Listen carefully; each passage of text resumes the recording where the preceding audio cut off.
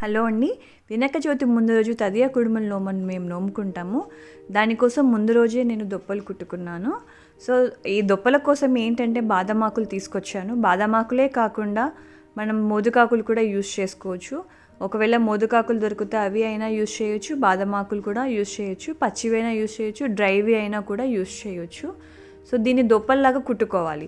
So దొప్పల్లాగా కుట్టుకోవాలి అనుకుంటే first నేను తీసుకున్నవి ఏంటి అంటే, ఇలా అగరబత్తికి మనకి లాస్ట్లో మిగిలిపోయినవి ఉంటాయి కదా, దాన్ని వాడానన్నమాట. ఆ పుల్లలు, అగరబత్తికి లాస్ట్లో మిగిలిన పుల్లలు ఇలా కుట్టుకోవడానికి వాడాను, దగ్గరికి రావడానికి. సో మనం కొత్త చీపురు కట్ట అంటారు, ఊళ్ళల్లో ఉండేవి అప్పట్లో. సో అవి కూడా వాడుకోవచ్చు, కానీ నాకేదో ఇక్కడ ఇవి బెస్ట్ అనిపించాయి, అందుకు నేను ఇదే యూజ్ చేస్తున్నాను. ఇలా దగ్గరికి ఇట్లా ఫోల్డ్ చేస్తూ కుచ్చేస్తే మీకు దొప్పల్లాగా వచ్చేస్తుంది.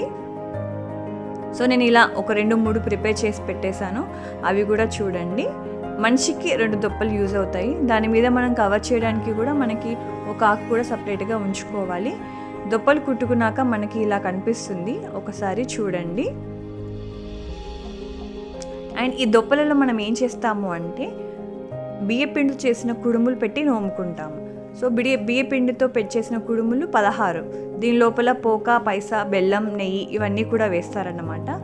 అండ్ మనం ఉత్తరేనాకులు 16 తీసుకోవాలి. అలాగే 16 పోగుదారాలు, 16 పోగుదారాలు పోసుకున్నాక 16 ముళ్ళు కూడా వేస్తాం, ఇందాక నేను చూపించాను కదా అలా.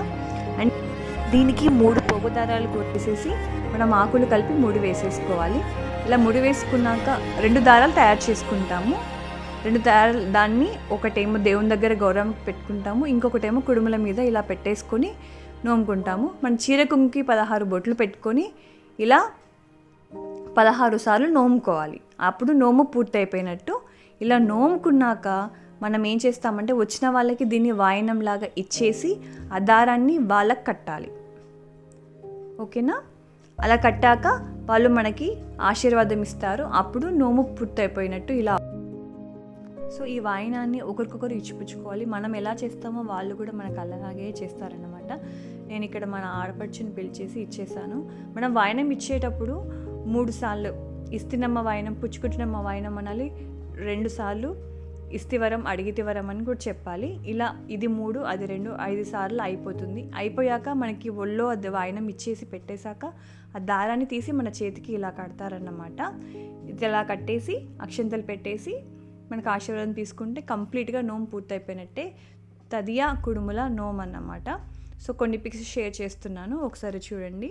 మనం సైంటిఫికంగా కూడా మనకి ఈ ఆకు చాలా యూజ్ అవుతుంది లేడీస్కి. అందుకే అండి మన సంప్రదాయాల్ని పాటించాలి.